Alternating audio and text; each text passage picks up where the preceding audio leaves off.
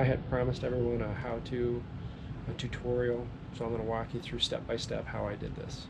It's pretty simple. Forgive the messiness. It's just part of my way. I do strive to get better, however. Synthetic build. I don't know if everybody could see that. I just caught the camera as it fell off the sewing machine here.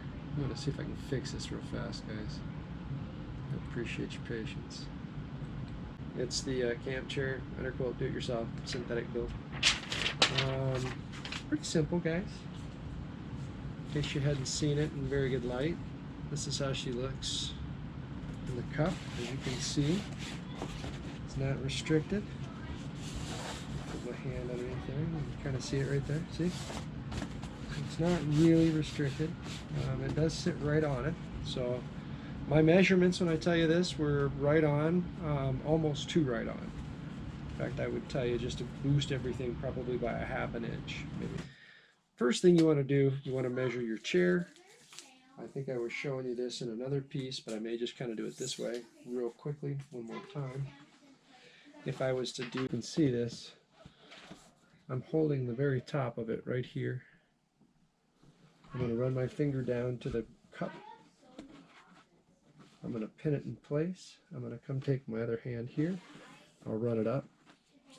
I come up with about 29.5 inches, 29 inches. Do the same thing from my left to right. This is a little different since it bottoms out the way that it's shaped. So there's actually doing this twice. Run it over to the far right here. Hold down. Pull up. Come up with 26 inches.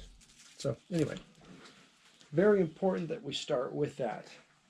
We are making an underquilt for our camp chair out of some Climate Shield.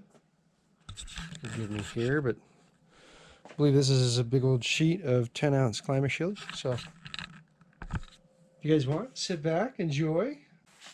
It's from Sportsman's Warehouse. Rep one of our local brands here.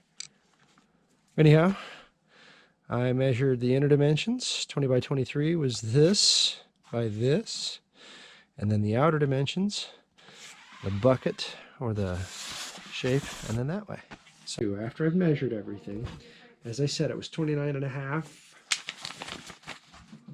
top to bottom and 26 inches right to left. I used the actual measurements boosted a little bit. I just rounded up on the top, 30 inches tall by 27 inches wide, thinking that I was going to need a little bit more space in that cup to play with as a just in case.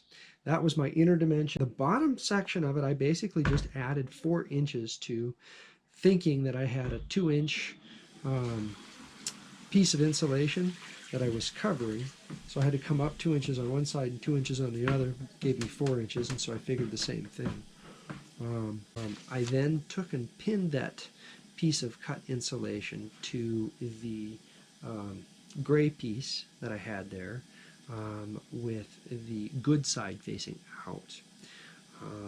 And then I took the two pieces that was the inner shell and the insulation together and pinned them to the outer section. And I centered it kind of like you would a bullseye, the outer section, inner section. And what I ended up doing was I put that outer section over the top of the inner section with the crappy side of it, I guess you might say, facing out or up at me.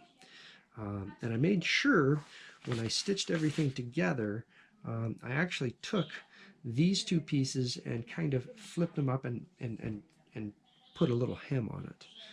It got very complicated when I tried to sew the sides. You actually have to start on one side and just kind of move your way all the way around. But once it was done, I then went and I cut channel pieces out of the blue material again, knowing that I wanted about 1.5 inches in between, and I was going to use a 1/2 inch seam allowance. I decided 4 inches was going to be the width, by the length of the side, so 4 by 31 and 4 by 34. I then kind of flip those with a hem around all of the insulation pieces then, and then sewed the channeling in place.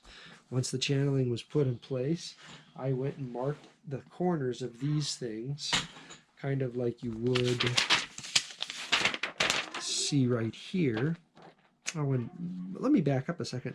On the channeling, I actually started with the channeling like this, folded the edge over so I had a piece like this, and then I stitched this together so that it was a triangle. And then when I folded it over, it leaves a little bit of a gap, like you can see right here,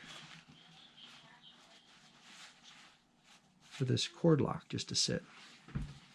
Neat little trick. All right, YouTube, welcome back. I've made some progress. Give you kind of a quick peek, but this is what we've got so far. The corners here are going to be stitched. I think we're just going to cut out the triangles and see what we can do with it. Anyway, probably going to need to put some elastic or something in here. Still haven't done it yet, but I think we've got enough to channel. So hang tight, I'll be back. YouTube, welcome back. I have it finally set up. This is the final version of this. What do you guys think? Look, see, huh? Got it right there for you. I don't know, what do you guys think?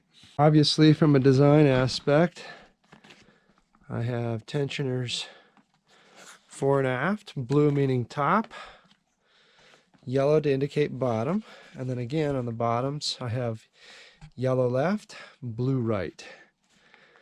I think I have a video that this is linked to anyway. Anyway, after that point, I went and marked out the corners of the quilt that I was just showing you.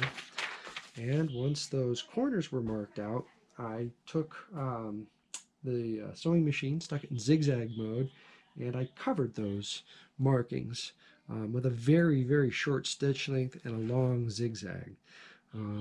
Once it was stitched over the markings, I physically cut as close to the stitching as I could the material away, leaving a raw edge like that. And then after that, I stitched on all of the grosgain, going around first the cut and then adding basically a reinforcement piece on the top as a just in case. Once all of that was done, I went and threaded all of the channeling and cord locks and whatnot, tensioned it, and gave her a little test.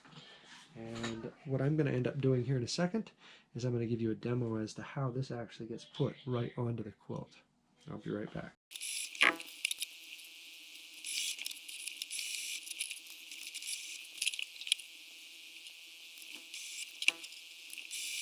See what you think. I don't know if you guys can see all of that. We got some pretty cool stitching around here. Beefed up. Don't look too bad. Huh? What do you guys think? Alright, you guys, welcome back. I'm going to show you this really quick, the way that this thing comes on and off. As you can see, this edge is here. We would just loosen up each one of these edges. There are enough spaces to loosen up to a particular spot with an emergency stop on each one of them. Anyway, once they're loosened up, these things easily flip off the sides of these. My chair comes apart by these things coming out of each one of the corners. Once it's out of the corners, the loops can then be flipped off. Same thing to put on. Very, very simple, very, very practical. This can also be used in camp as an extra piece of insulation for your feet. As you will hear from a lot of attestments, that tends to be one thing that gets cold on most everybody that goes out. Hope this was helpful. Leave me some comments about what you guys think.